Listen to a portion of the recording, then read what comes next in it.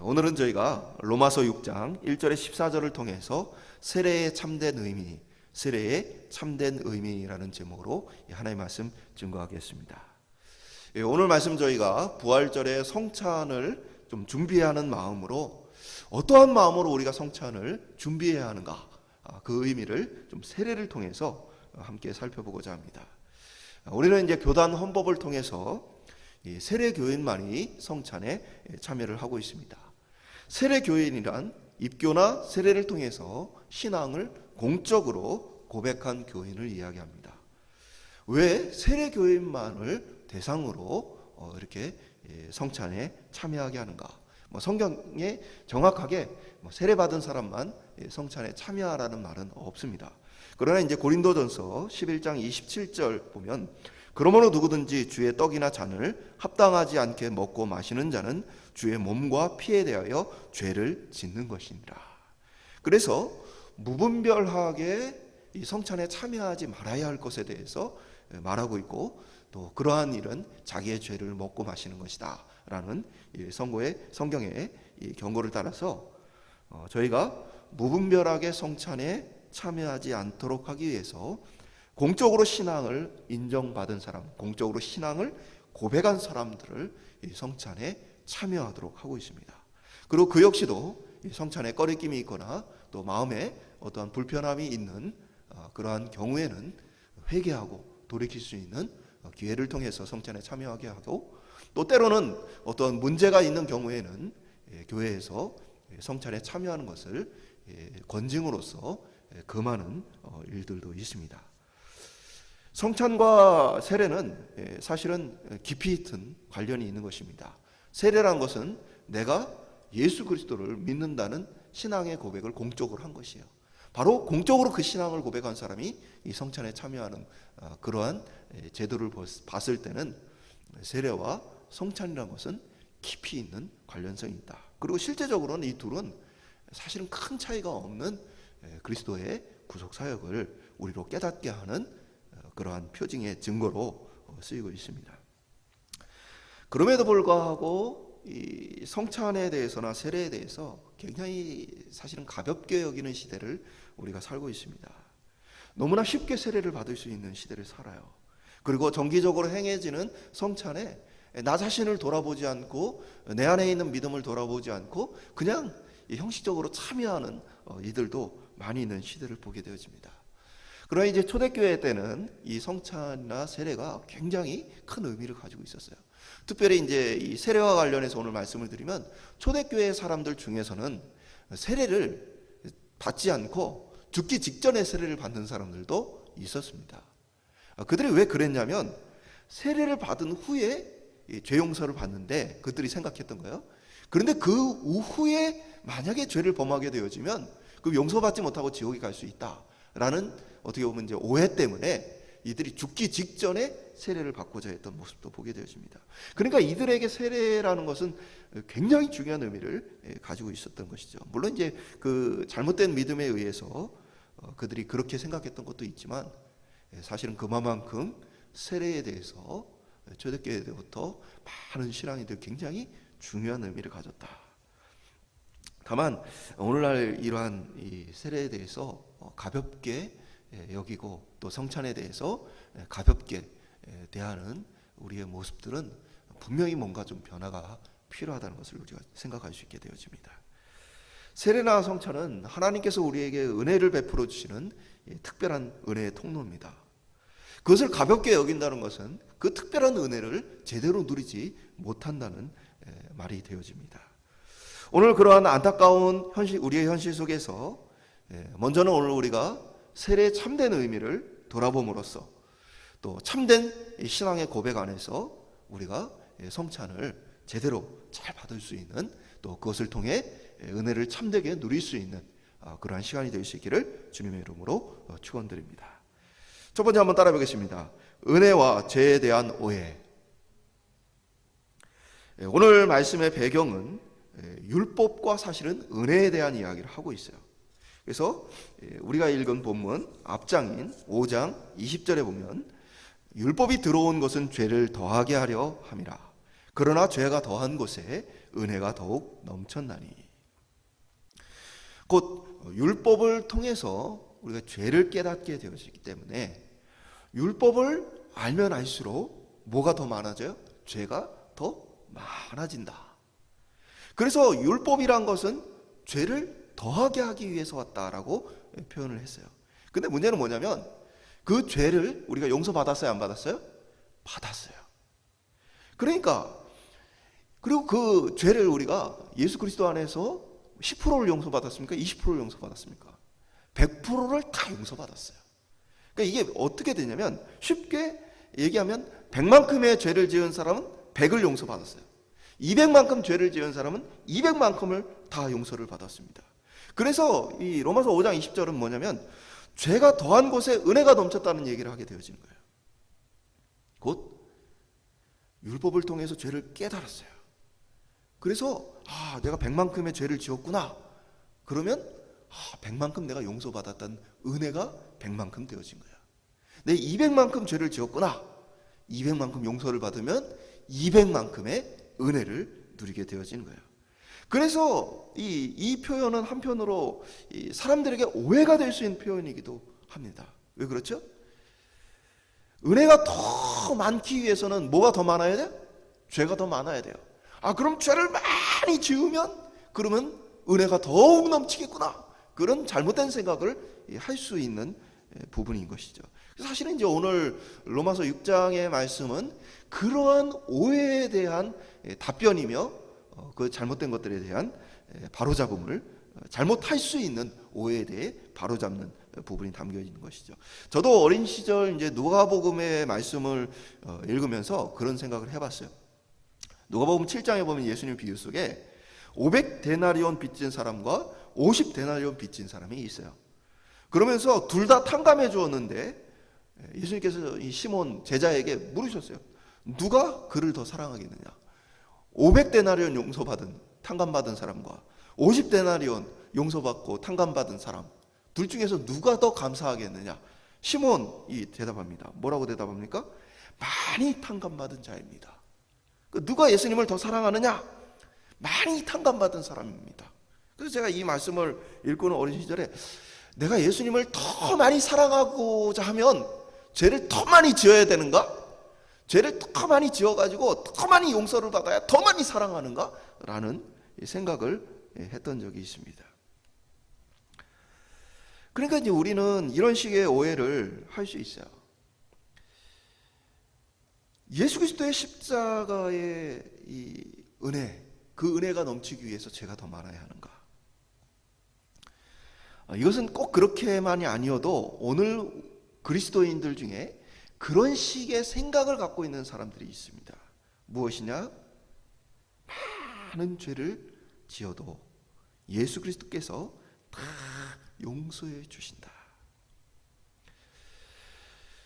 그러니까 예수께서 다 용서를 해 주시기 때문에 우리가 짓는 죄는 아무런 상관이 없다. 어차피 다 용서해 주시니까. 그러면서 이들의 오해는 뭡니까? 죄를 쉽게 짓는 것입니다. 다 어차피 용서를 해주시니까. 예수 그리스도의 십자가로 다 용서를 받은 것이니까. 그런데 사도 바울은 뭐라고 얘기하는 것입니까? 그럴 수 없느니라. 로마서 6장 2절을 통해서 그런 식의 생각을 갖고 있는 사람, 죄를 많이 지으면 예수님을 더 많이 사랑해.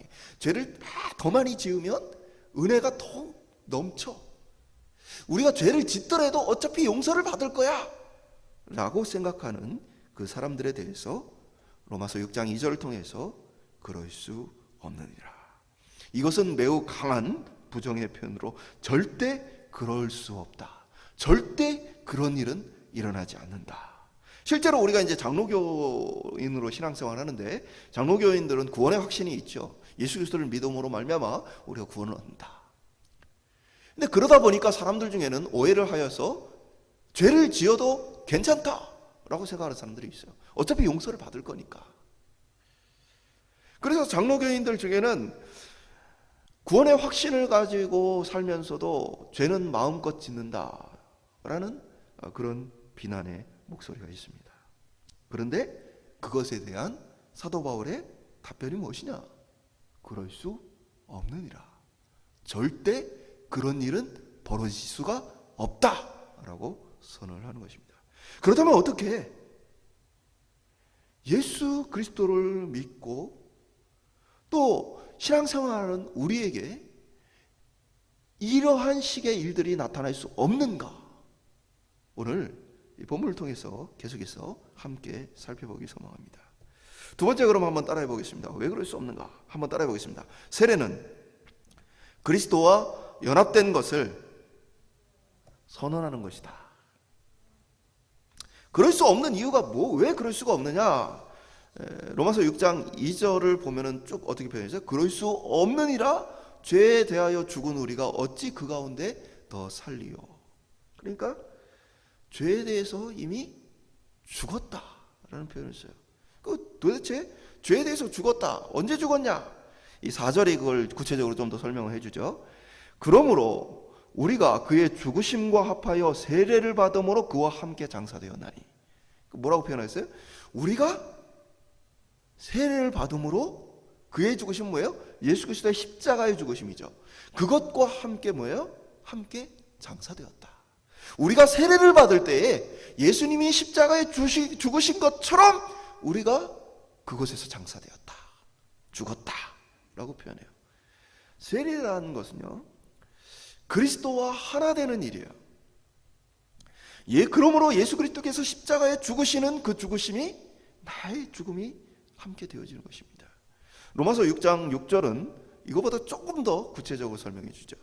우리가 알거니와 우리의 옛 사람이 예수와 함께 십자가에 못 박힌 것은 죄의 몸이 죽어 다시는 우리가 죄에게 종노릇하지 아니하려 함이니.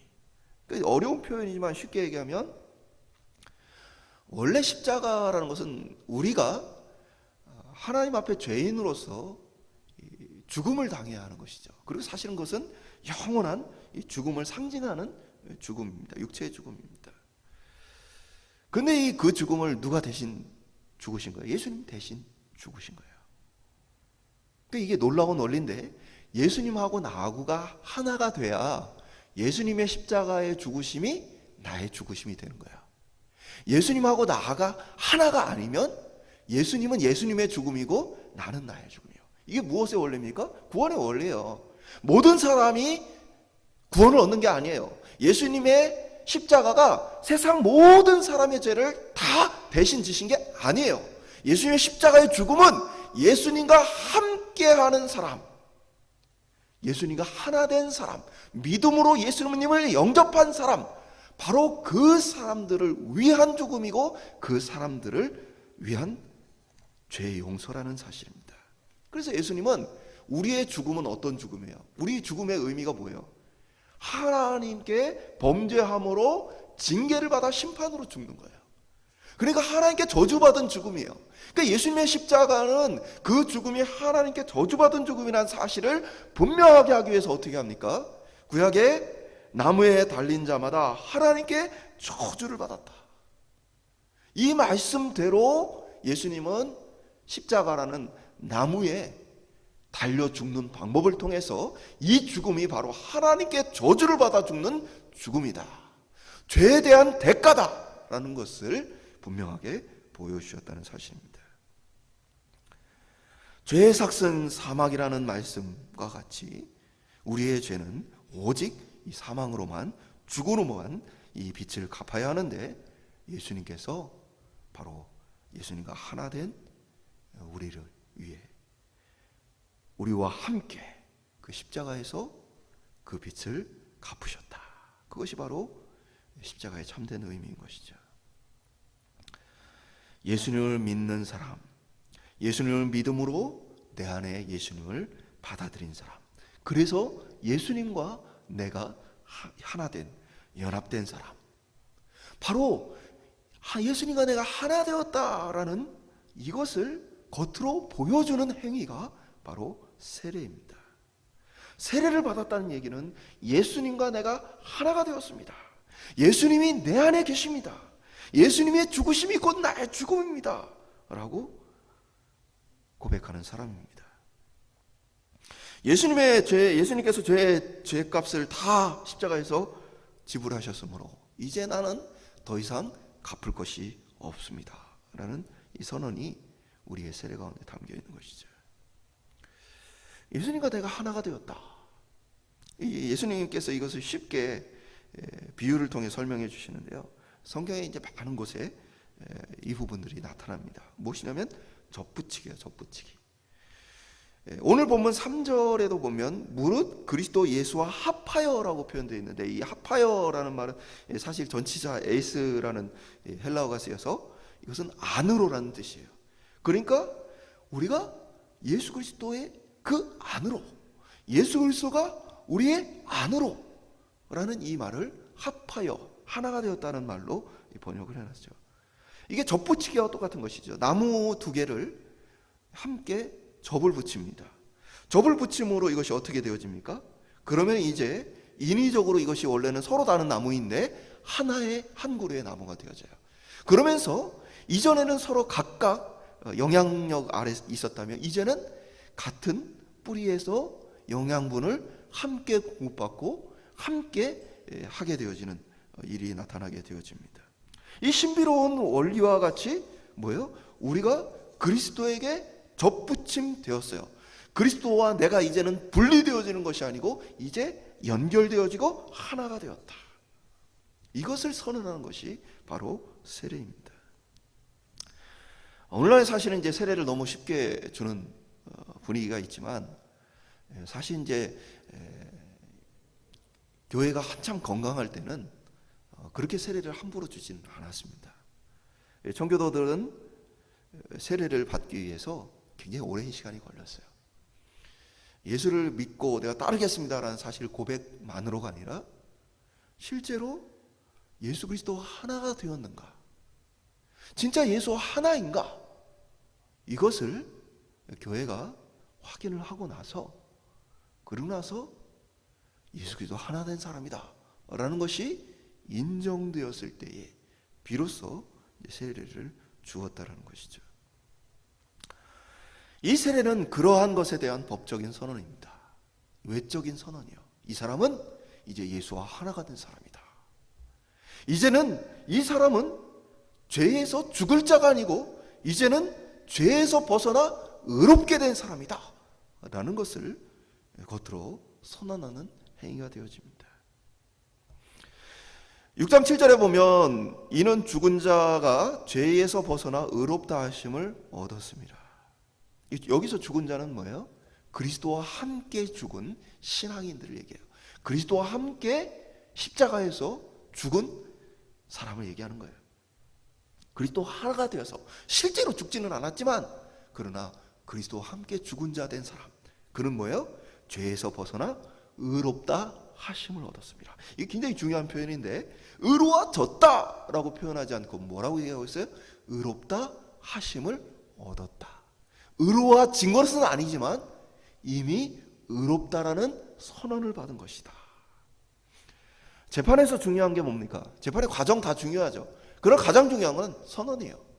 무죄입니다, 유죄입니다, 징역 얼마입니다 라는 선언이 가장 중요한 것이죠. 세례란 것 곧 우리가 비록 지금 의로워진 것은 아니지만 뭐에 대한 선언이에요? 예수 그리스도가 하나 된 사람으로 그는 의로운 사람입니다 라는 선언을 이미 받은 것이죠. 세례는 그리스도와의 연합을 통해서 우리가 의로운 사람임을 선언받은 놀라운 사건이고, 예수 그리스도와 하나 되었다는 것을 사람들에게 공표할 수 있는 외적인 증거가 되어지는 것입니다. 그 세 번째 한번 따라해 보겠습니다. 세례는 실질적인 변화를 위한 것이다. 세례가 그리스도와 하나 되었다라는 연합에 선언만 하는 것은 아니에요. 그냥 겉으로 선언만 하는 것은 아닙니다. 이 4절에 보면 하나님께서 우리에게 세례를 주신 목적에 대해서 사도 바울이 이렇게 얘기를 하죠. 그러므로 우리가 그의 죽으심과 합하여 세례를 받음으로 그와 함께 장사되었나니 이는 아버지의 영광으로 말미암아 그리스도를 죽은 자 가운데서 살리심과 같이 우리도 또한 생명 가운데 행하게 하려 함이라. 의롭다는 선언만이 아니라 뭐예요? 생명 가운데 행하게 하려 하신다. 실제적인 변화가 일어나게 하기 위해서 우리에게 세례를 주셨다라고 선언하는 거예요. 10절과 11절은 예수님의 부활을 말하면서 하나님께 대하여 살았다라는 표현을 씁니다.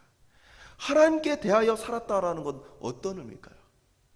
12절과 13절에 보면 죄가 우리 몸을 지배하지 못하게 하고 하나님께 드릴 의의 무기가 되라는 얘기를 합니다. 뭐예요? 하나님께 대하여 산다는 건 의로운 존재로, 하나님의 자녀로, 하나님의 지으신 창조의 그 원형이 회복된 사람으로 사는 것을 이야기합니다. 그것은 곧 이 땅의 죄와 싸운다는 의미를 얘기해요. 그래서 의의 무기라는 표현을 쓴 것은 계속해서 싸워야 할 우리의 상태를 표현해 준 것이죠. 그리스도와 하나가 되었다라는 것의 의미는 예수 그리스도의 부활의 능력과 함께 우리 역시도 새 사람으로서 새 능력을 가지고 하나님 앞에 서게 될 것을 이야기하는 것입니다. 새 창조를 얘기하는 거예요. 세례란 바로 그리스도와의 연합을 우리로 하여금 잊지 않게 함으로 그리스도인으로 살 수 있도록, 하나님의 백성으로 살 수 있도록, 거룩하고 존귀한 존재로 살 수 있도록 하기 위해서 하나님께서 우리에게 주신 것이다 라고 이해할 수 있어요. 칼빈은 그래서 세례를 문서에 찍힌 도장과 같은 것이다 라고 비유를 들어 설명했습니다. 이때의 문서라는 건 뭐냐면 믿음을 얘기하는 거예요. 그 믿음이라는 문서 안에 세례라는 건 뭐예요? 도장과 같다. 왜 그런 표현을 썼습니까? 만약에 이 문서에 아무 내용이 없고 도장만 있다면 이것은요 아무것도 아닌 거예요. 그렇죠? 이 안에 믿음이 없는 세례란 것은 아무런 소용이 없는 것이라는 것을 칼빈이 표현한 것이죠. 이 세례란 건 세례를 받았다고 세례 자체에 어떤 신비한 능력이 있어서 우리가 변화되고 세례라는 어떤 의식적인 행위를 통해서 우리가 새 사람이 되는 것이 아닙니다. 세례란 것은 우리의 믿음을 통해서 그것이 그 믿음이 우리로 하여금 믿음에 맞게 살도록 하는 변화를 위해 주어진 것이기 때문에 믿음이 없는 자의 이 세례란 건 아무 의미가 없는 거예요. 그러므로 우리가 믿음이 없이 세례를 받은 사람은 구원을 받느냐라고 얘기하면 구원을 받을 수 없는 것이죠. 세례 자체가 어떤 능력이 있는 게 아니에요. 반면에 우리가 이렇게 생각해 볼 수 있어요. 문서에 어떤 계약서의 내용이 있어요. 그리고 계약서에 도장이 꽝 찍히면 도장이 없는 계약서와 도장이 있는 계약서 중에 우리가 어떤 것을 볼 때 더 이게 지켜지겠구나, 이게 확실하구나 라는 확신을 가질 수 있습니까? 서로 안에 신뢰로 그래 같이 쓰고 도장을 안 찍을 수도 있어요. 그런데 도장을 찍으면 이것은 이제 물릴 수 없는 것이야 라고 더 분명하고 확실하게 우리가 그것을 받아들일 수 있는 것이죠. 세례가 바로 그런 의미를 가졌다는 거예요. 우리가 가지고 있는 그 믿음에 세례를 통해서 뭡니까? 도장을 꽝 찍음으로써 우리가 가진 그 믿음, 곧 예수 그리스도를 영접하고 예수 그리스도가 하나 되었다는 이 사실을 뭡니까? 더 분명하고 확실하게 우리로 하여금 안심할 수 있도록 우리에게 분명한 확신을 갖게 하는 것이 바로 이 세례가 가진 기능이라는 것입니다. 그러므로 우리는 이 세례를 받음으로 우리가 예수 그리스도 안에서 하나 되었던 사실을 더 분명하고 확인하게 되어지는 것입니다. 그렇기 때문에 이제 종교개혁자 마르틴 루터 같은 경우는 이 종교개혁 과정에 굉장히 힘든 일들이 많았죠. 카톨릭의 어떤 죽음으로 위협하는 위협도 있지만 개신교 내부에서도 어떤 것이 하나님의 말씀이냐라는 부분을 가지고 많은 고민과 갈등들이 있었습니다. 그러니까 이 종교개혁자 루터가 굉장히 큰 의심과 절망이 찾아올 때마다 그가 어떻게 했냐면 자신의 이마를 만지면서 나는 세례를 받은 사람이야. 나는 세례를 받은 사람이야. 자기의 이제 세례 받은 그 물이 자신의 머리에 부어진 그것을 생각하며 이마를 만지며 나는 세례를 받은 사람이야. 라고 큰 소리로 외치면서 다시 용기와 힘을 얻었다라는 이야기가 있습니다.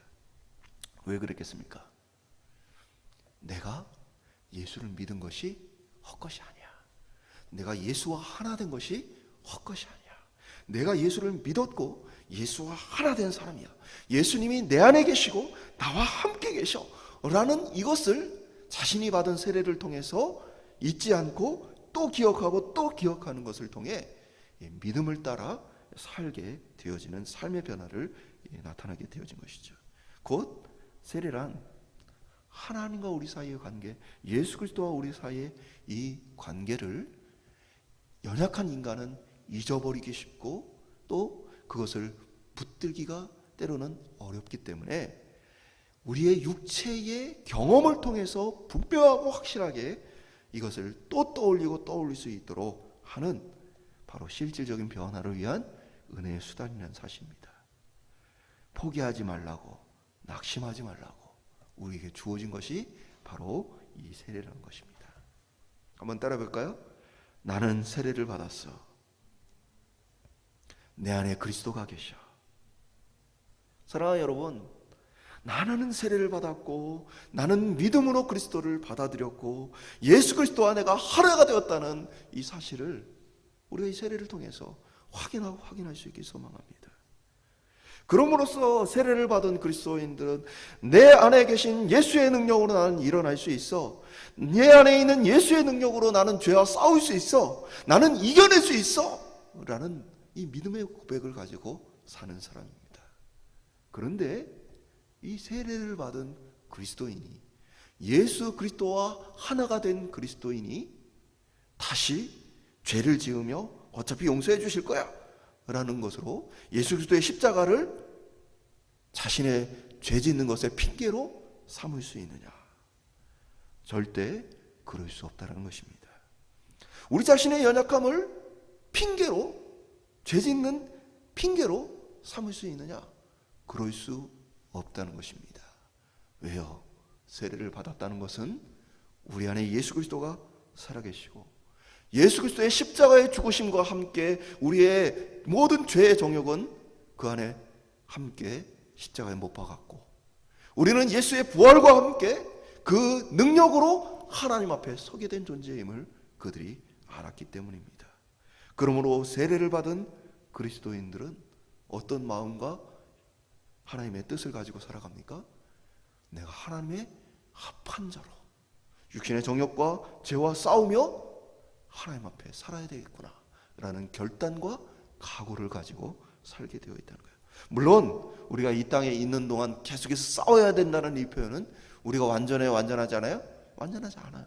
때로는 죄에 넘어지고 쓰러지기도 합니다. 그러나 분명한 것은 세례를 받은 하나님의 이 사람들, 예수 그리스도와 연합된 이 사람들은 그때마다 어떻게 합니까?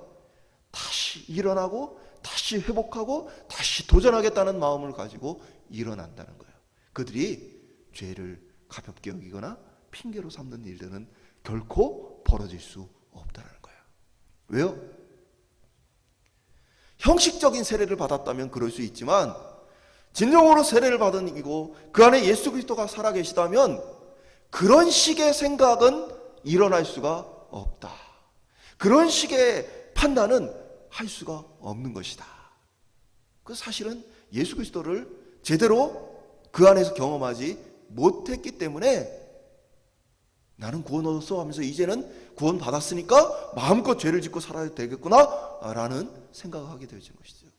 구원파라는 이단이 그런 식의 생각을 갖죠. 한번 구원을 받았기 때문에 이제 죄로 인해서 이 땅에 죄 짓는 것으로 인해서 내가 구원을 빼앗기지 않는다. 근데 그들이 생각하는 그런 식의 생각은 뭐예요? 지식적인 차원의, 형식적인 차원의 그러한 구원이에요. 이 구원은 우리 속에 살아있기 때문에 우리를 그러한 생각으로 버려두지 않고 우리를 예수 그리스도 안에서 하나님 앞에 사랑받을 만한 존재로, 하나님 앞에 설 만한 존재로 날마다 우리를 변화시키고 새롭게 한다는 사실입니다. 말씀을 맺도록 하겠습니다. 세례란 그리스도 예수와 하나됨을 우리로 잊어버리지 않게 하는 하나님 우리에게 주신 은혜의 수단입니다.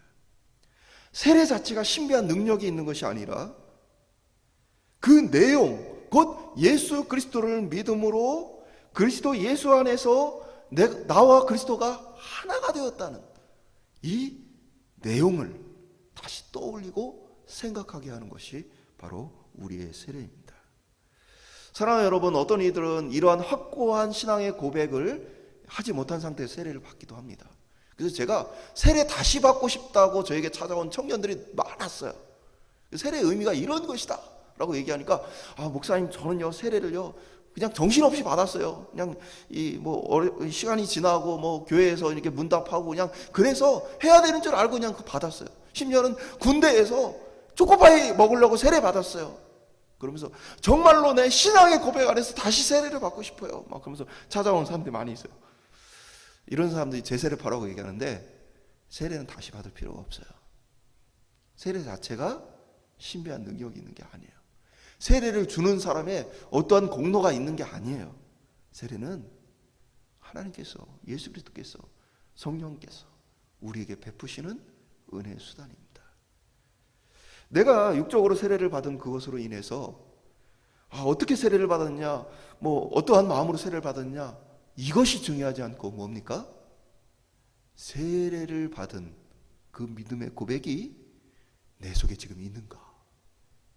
내 안에서 예수 그리스도의 십자가의 죽으심과 함께 나의 정욕을 십자가에 못 박습니다. 예수 그리스도의 부활의 능력과 함께 나도 새 사람, 새 능력으로 주님 앞에 나아갑니다 라는 고백이 우리 속에 있는가 라는 것이 중요한 것이죠. 사랑하는 여러분, 오늘 우리가 받은 세례에 대해서 다시 한번 돌아볼 수 있길 소망합니다. 그리고 우리 속에 죄의 유혹과 죄의 능력이 우리를 위협할 때마다 나는 이미 예수 그리스도와 함께 십자가에 이 정욕을 못 박았다, 못 박은 사람이다. 난 예수 그리스도의 능력이 내 속에 살아있는 사람이다.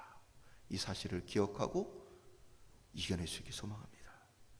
더불어 우리 안에 예수 그리스도의 그 능력이 살아서 하나님이 기뻐하시는 삶의 변화들이 나타날 수 있기를 간절히 소망합니다. 그리고 저와 여러분이 이 예수 그리스도와 하나 된 세례를 받은 하나님의 백성들로서 성찬을 참된 마음으로 준비할 수 있길 소망합니다.